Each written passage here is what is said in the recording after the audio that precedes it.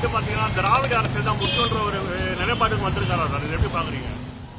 அவரு இப்பதானே வந்திருக்காரு, பெரியார் இடத்துக்கு போயிருக்காரு. நாளைக்கு எந்தெந்த இடத்துக்கு போறாருன்னு தெரியல.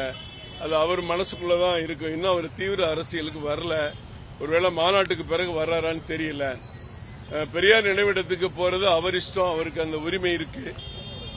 நேற்று உதயநிதி கூட சொல்லியிருக்கிறார், பெரியாரை தொடாமல் இங்க அரசியல் செய்ய முடியாதுன்னு.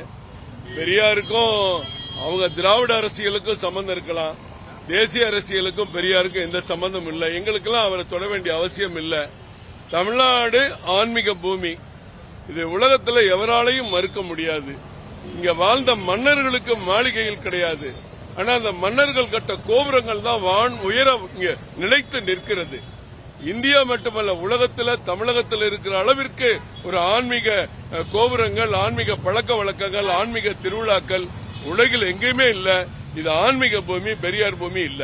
ஆனா அவரோட முன்னெடுப்புகள் தான் வந்து பாத்தீங்கன்னா திராவிட அரசியல் முன்னேற்ற மாதிரி தானே இருக்கு. ஏன்னா பெரியார் சிலைக்கு போறது, விநாயகர் சதுர்த்திக்கு வாழ்த்து தெரிவிக்கிற கூட அதிகமா குற்றச்சாட்டு வச்சது வந்து பாத்தீங்கன்னா பாஜக மற்ற யாரும் அதை மட்டும் குற்றச்சாட்டு வைக்கலையே. இல்ல, இது பொதுமக்களுக்கு தெரியணுங்க. நாங்க மட்டும் குற்றச்சாட்டு வச்சு பிரயோஜனம் இல்ல. எல்லா பண்டிகைக்கும் நாங்க வாழ்த்து சொல்றோம். கிறிஸ்துமஸ் விழாவுக்கு பாரத பிரதமர் அவர்கள் தன்னுடைய இல்லத்தில் கூப்பிட்டு கிறிஸ்துவ தலைவர்கள், கிறிஸ்துவ மக்களுக்கு விருந்து கொடுக்கறாங்க.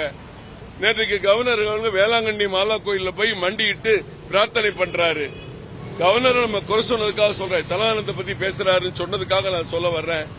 எங்க தலைவர்கள் எல்லா விழாவும் கொண்டாடுறோம். பாஜக இருந்து கடந்த ஆண்டு மட்டும் ரம்ஜான் நோன்பு 42 இடத்துல திறக்கப்பட்டிருக்கு. 42 முறை ரம்ஜான் நோம்பு திறந்திருக்கோம். ஆனா நீங்க இந்து பட்டியலுக்கு வாழ்த்து சொல்ல கலைஞர் விரும்பல, ஸ்டாலின் விரும்பல, அதே வழியில நானும் போவேன்னு விஜயும் போறாருன்னா நம்ம என்ன பண்ண முடியும்? அவங்க வழியில உதயநிதி போறேன்னு சொல்லலாம், பிள்ளையார் சிலைய வச்சுக்கிட்டு பொம்மைங்களாம். ஆனா விஜய் அப்படித்தான் போறாராங்கிறது அவங்க பரிசீலிக்கணும், பார்க்கணும். பெரும்பான்மை மக்கள் மனதை புண்படுத்தாதீங்க. நான் இது அரசியலா பார்க்கல, பெரும்பான்மை மக்களுடைய உணர்வா பார்க்கிறேன். துறைப்பாக்கத்துல இன்று காலை 6 மணிக்கு ஒரு இளம்பெண் வந்து வெட்டி சூட்கேஸ்ல வச்சிருக்காங்க. இது வந்து சட்டம் ஒழுங்கு எப்படி இருக்கு? இல்ல, இதெல்லாம் நடக்கலைன்னா தாங்க ஆச்சரியப்படணும். பள்ளிக்கூட மாணவிகளுக்கு பிரச்சனையா இருக்கு.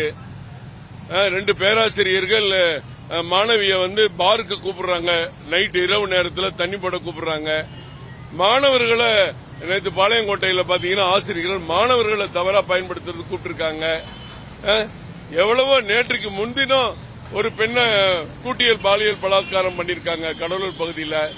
எல்லாம் தினசரி படுகொலை ஒரு பக்கம் நடந்துகிட்டு இருக்கு, என்கவுண்டர் ஒரு பக்கம் நடந்துகிட்டு இருக்கு.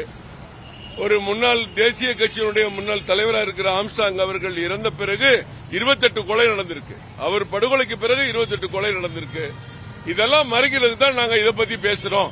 இதெல்லாம் மறைக்கிறதுக்கு தான் நான் PMC ஸ்கூல்ல பணம் வரலன்னு பேசுவோம். இப்ப இந்த கேந்திரிய வித்யாலயம் அம்மா கேட்டிருக்காங்க, இடம் தமிழ்நாடு கவர்மெண்ட் கொடுக்க முடியாது, சென்ட்ரல் கவர்மெண்ட் இடம் கொடுக்க முடியாதுன்னா நீங்க நாங்களே இடம் 5 ஏக்கர் ஃப்ரீயா தரேன்னு ஒரு அறக்கட்டளையில இருந்து கேட்டு வாங்கி கொடுக்கறாங்க. பக்கத்தில் இருக்க கர்நாடகாவில் 51 KVA பள்ளிகள் இருக்கு. ஆனா தமிழ்நாட்டில் 32 தான் இருக்கு. மீதி எல்லாம் 11 மாவட்டத்தில் KVA பள்ளிகள் இல்ல. அதெல்லாம் வரலாம், நவோதயா பள்ளிகள் வரலாம். இதுக்கெல்லாம் தமிழ்நாடு அரசு முட்டுக்கட்டையா இருக்காங்க. இந்த பள்ளிக்கூடத்துக்கு இவங்க ஒரு ரிக்வஸ்ட் கொடுக்கணும் மத்திய அரசுக்கு. இவங்க எல்லாமே ரெடி பண்ணிட்டாங்க, தற்காலிக வகுப்பறைகள் கூட ரெடியா இருக்கு, நீங்க உடனே ஆரம்பிக்கலாம் அப்படின்னு தமிழக அரசு சொல்லணும். ஆனா நேற்றைக்கு அமைச்சர் மகேஷ் பொய்யாமொழியை பார்த்திருக்காங்க, அவர் செய்யறேன்னு தான் சொல்லியிருக்கிறாரு. இருந்தாலும் ஏற்கனவே கவர்னர் அப்பாயின்மெண்ட் வாங்கினதுனால அவருக்கும் ஒரு தலைமை நிர்வாக அதிகாரி அவரும் சொல்லட்டுங்கிறதுக்காக அவர்கிட்ட கொடுத்திருக்காங்க. படுகொலை சம்பவங்கள் நீங்க தினசரி காலை பத்திரிகை திறந்தீங்கன்னா, தொலைக்காட்சி செய்திகளை பாத்தீங்கன்னா தினசரி 2-3 கொலைகள் இருக்கிறத இங்க யாருமே நம்ம மறுக்க முடியாது. அதை பத்தி இங்க பேச நேரம் இல்ல. ஏன்னா இவங்க பவள விழா நடத்துறதுலயும் துணை முதல்வரை பத்தி பேசுறதுலயுமே திமுக காரங்களுக்கு பொழுது போயிட்டு இருக்கு.